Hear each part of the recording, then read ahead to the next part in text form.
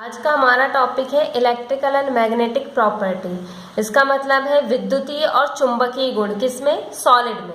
Both electrical and magnetic characteristics are found in solid. जो solid होते हैं उसमें दोनों गुण इलेक्ट्रिकल और मैग्नेटिक दोनों कैरेक्टर पाए जाते हैं। The extent of these characteristics of different in different solids. लेकिन ये जो कैरेक्टर है वो अलग अलग टाइप की उनकी सीमाएं होती हैं अलग अलग सॉलिड में। We discuss the reason of this difference in detail. इसके ये डिफरेंस क्यों है इसके बारे में हम डिटेल में देखेंगे। This difference depend on the structure and composition of solid. ये जो डिफरेंस है वो किसी भी सॉलिड के स्ट्रक्चर, उसकी संरचना और उसके संगठन पे निर्भर करता है। इलेक्ट्रिकल प्रॉपर्टीज क्या होती है? वैद्युतिकी गुण। The electrical property of a solid is expressed on the basis of the capacity of flow of electricity। तो इलेक्ट्रिसिटी जो प्रॉपर्टी है किसी भी सॉलिड की, इलेक्ट्रिसिटी प्रॉपर्टी किस पे डिपेंड करती है कि उस पर कितनी कैपेसिटी है उसकी इलेक्ट्रिसिटी फ्लो करवाने की, यानी वो अपने में से कितनी विद्युतीय चार्ज जो है वो उसको फ्लो करवा सकता है। ये उसकी इलेक्ट्रिकल प्रॉपर्टी, उस पे उसकी इलेक्ट्रिकल प्रॉपर्टी डिपेंड करती है। On the basis of solid on this basis solid are classified into 3 part. और इसी के अकॉर्डिंग 3 भागों में बांटा गया है। कंडक्टर जिसको हम चालक बोलते हैं, सेमी कंडक्टर अर्धचालक, इंसुलेटर मतलब होता है कुचालक। Conductor the solid which permit maximum flow of electricity are known as conductor. वो सॉलिड जो कि अपने में से सबसे ज्यादा इलेक्ट्रिक को फ्लो होने देते हैं वो कहलाते हैं कंडक्टर। ठीक है। और उसके बाद इसमें क्या होता है कि this solids permit flow of maximum part of supplied electricity. ये अपने में से इलेक्ट्रिसिटी का सबसे ज्यादा भाग जो है वो सप्लाई करते हैं। In matters the electric conduction takes place due to electrons while in ionic solid it is due to ion. जो मेटल्स होते हैं, जो धातुएं होती हैं, उसमें इलेक्ट्रिकल कंडक्टर कैसे आता है? इलेक्ट्रॉन के साथ। जितने फ्री इलेक्ट्रॉन होंगे वो उतना ही कंडक्टर इफेक्ट को शो करेगा। और जो आयनिक सॉलिड होते हैं उनमें ये इफेक्ट आता है आयंस के कारण। Ionic solid can conduct electricity due to presence of impurity in solid state as ion are fixed in this state. तो जो आयनिक सॉलिड होते हैं वो क्यों इलेक्ट्रिसिटी को अपने में से फ्लो करने देते हैं? क्योंकि उनमें इम्प्योरिटी पाई जाती है। ठीक है। अब नेक्स्ट है semiconductor. The solid which permit less flow of electricity as compare to the conductor are known as semiconductor. वो सॉलिड जो अपने में से इलेक्ट्रिसिटी तो फ्लो करवाते हैं लेकिन कंडक्टर की तुलना में कम फ्लो करवाते हैं, तो उनको कहते हैं हम सेमीकंडक्टर। ठीक है। They are capable to conduct only a part of supplied electricity। Electricity का सिर्फ कुछ ही भाग अपने में से फ्लो करवाते हैं। इंसुलेटर जिसको हम की कुचालक कहते हैं। The solids which are unable to conduct the electricity are known as insulator। वो सॉलिड जो अपने में से इलेक्ट्रिसिटी को फ्लो नहीं करवाते वो इंसुलेटर या कुचालक कहलाते हैं, जैसे कि सल्फर, फास्फोरस। ठीक है। तो आप लिखेंगे इलेक्ट्रिक और मैग्नेटिक कंडक्टर किससे बोलते हैं? इलेक्ट्रिक और मैग्नेटिक यहाँ सॉलिड तक लिख लेंगे। ठीक है। उसके बाद इलेक्ट्रिक प्रॉपर्टी आपको लिखनी है। पहला कंडक्टर डालेंगे, कंडक्टर डालने के बाद सिर्फ पहली लाइन डेफिनेशन लिखनी है। सेमी कंडक्टर डालने के बाद सिर्फ नो एज सेमी कंडक्टर तक। इंसुलेटर डालने के बाद आपको फास्फोरस और ETC तक। ठीक है। अब है band theory of metals. Important नहीं है फिर भी हम इसको थोड़ा सा बता देते हैं कि बॉन्ड थ्योरी क्या होती है। This theory is actually based on the molecular orbital theory. पिछली क्लास में हमने मॉलिक्यूलर ऑर्बिटल थ्योरी पढ़ा है जिसमें कि एटम्स जो है वो आपस में मिलते हैं, उनके वैलेंस सेल जो है वो आपस में मिलते हैं और जितने वैलेंस सेल मिलते हैं उतने ही वो मॉलिक्यूलर ऑर्बिटल बनाते हैं। ठीक है। तो उसी पे आधारित है ये। According to molecular orbital theory the atomic orbital of atom combine to form molecular orbital. इसमें एटम क्या जो ऑर्बिटल होंगे वो कंबाइन होकर मॉलिक्यूल का ऑर्बिटल बनाते हैं, क्योंकि एटम से ही मॉलिक्यूल बनते हैं। ठीक है। This molecular orbital are filled by electron following general rule. तो ये इलेक्ट्रॉन को फिल कर लेते हैं जितने भी जनरल रूल होते हैं उसके अकॉर्डिंग, जो हम पढ़ चुके हैं।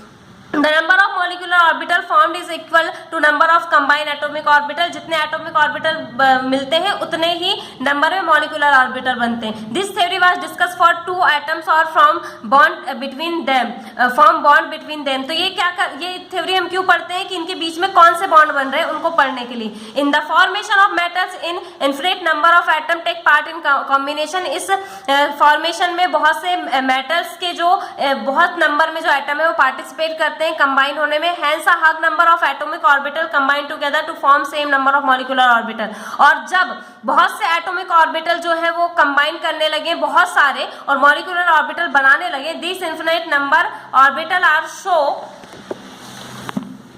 Close to each other they look like band, और जब बहुत जरूरत से ज्यादा एटॉमिक आपस में मिले, मॉलिक्यूल्स ऑर्बिटल बनाने लगे, तो वो बहुत पास पास आ जाते हैं और एक बैंड जैसे दिखने लगते हैं। Hence molecular orbital theory is known as band theory, इसी को हम मॉलिक्यूलर ऑर्बिटल बैंड थ्योरी कहते हैं।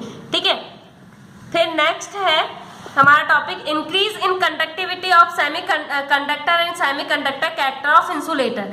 तो हमको देखना है कि कैसे अभी हमने पढ़े सेमी कंडक्टर जो कि कम मतलब थोड़ी कम इलेक्ट्रिसिटी को फ्लो करते हैं, और हमने पढ़ा था इंसुलेटर जो कि अपने में से बिल्कुल इलेक्ट्रिसिटी फ्लो ही नहीं करने देते। तो इंसुलेटर को हमको सेमी कंडक्टर बनाना है और सेमी कंडक्टर को हमको कंडक्टर कैसे बनाना है। ठीक है, तो the increase in conductance of semi conductor is possible in two way, दो तरीके से आप कंडक्टेंस को बढ़ा सकते हैं। पहला है by increasing temperature. On increasing temperature of semiconductor the electron can move from lower to energy level to higher energy level easily. जब भी हम किसी भी सेमीकंडक्टर को इलेक्ट्रिसिटी देते हैं तो उसके टेम्परेचर लेने की वजह से जो इलेक्ट्रॉन है वो लो एनर्जी लेवल से हाई एनर्जी लेवल में चले जाते हैं। In this way conductance capacity of semiconductor gate increase, और इसकी वजह से सेमीकंडक्टर की जो कंडक्टिविटी है वो बढ़ जाती है और वो कंडक्टेंस की तरह शो होने लगते हैं। बाय डोपिंग, डोपिंग का मतलब होता है कोई भी चीज बाहर से मिलाना।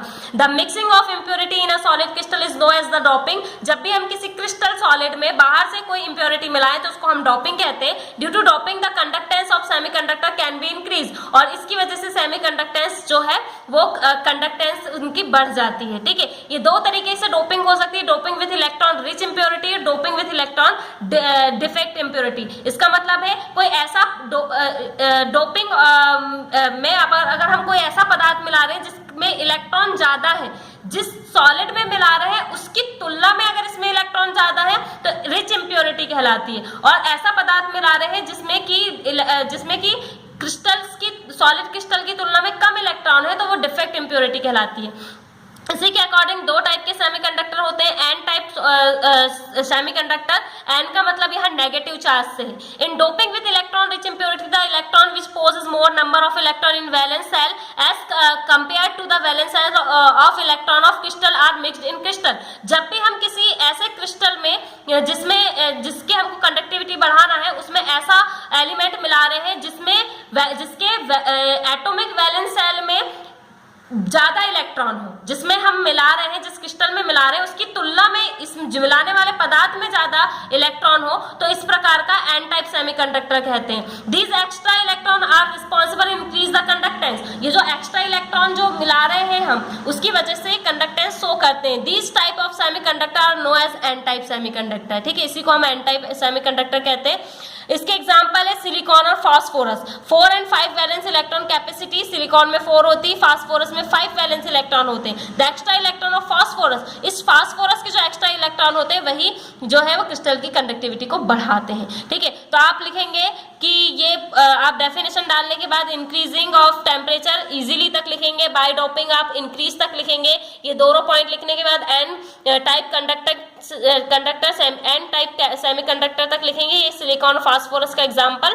50 type semiconductor in doping with electron defect impurity, the element which has less number of valence electron as compared to the crystal element is added as impurity। इसका मतलब हम कोई ऐसी impurity मिला रहे हैं जिसमें वैलेंस इलेक्ट्रॉन जो है वो कम हो, किसकी तुलना में, जिस क्रिस्टल में हम मिला रहे हैं उसकी तुलना में कम हो।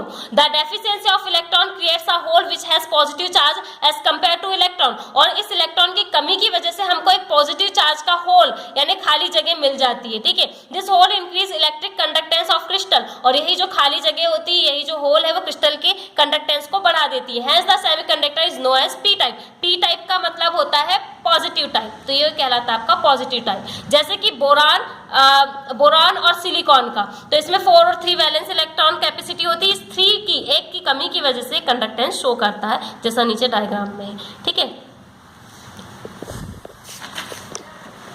नेक्स्ट है हमारा मैग्नेटिक प्रॉपर्टी। चुंबकीय गुण क्या क्या होते हैं। We have discuss about magnetic behaviour of a substance last year, पिछले बार हमने पढ़ चुका है। In atom magnetic movement is produced due to the movement of charge electron. किसी भी एटम्स में मैग्नेटिक मूवमेंट कैसे आता है, उसके चार्ज इलेक्ट्रॉन की वजह से। On the basis of orbital motion and spin motion, हमने क्या पढ़ा था, इलेक्ट्रॉन दो तरीके से मोशन कर सकते हैं, ऑर्बिटल मोशन, ठीक है, और स्पिन मोशन। चक्रण घूर्णन पढ़ते हैं और अपना स्थायी घूर्णन करते हैं। There are two type of magnetic movement, इसलिए इन इलेक्ट्रॉनों के इन दोनों मूवमेंट के कारण ये मैग्नेटिक मूवमेंट भी दो प्रकार के होते हैं, ऑर्बिटल मैग्नेटिक मूवमेंट और स्पिन मैग्नेटिक मूवमेंट, ठीक है।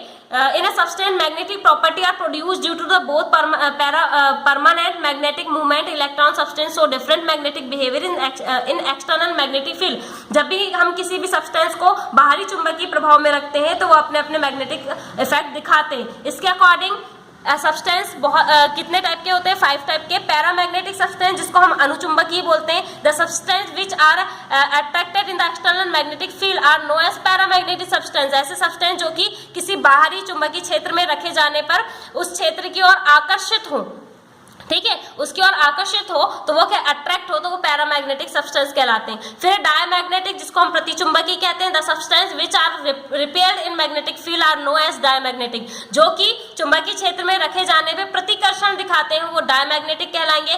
Ferromagnetic substance, the substance which are attract most easily in magnetic field are known as ferromagnetic. Ferromagnetic वो है लो चुंबकीय पदार्थ, उन्हें कहते हैं जो कि किसी मैग्नेटिक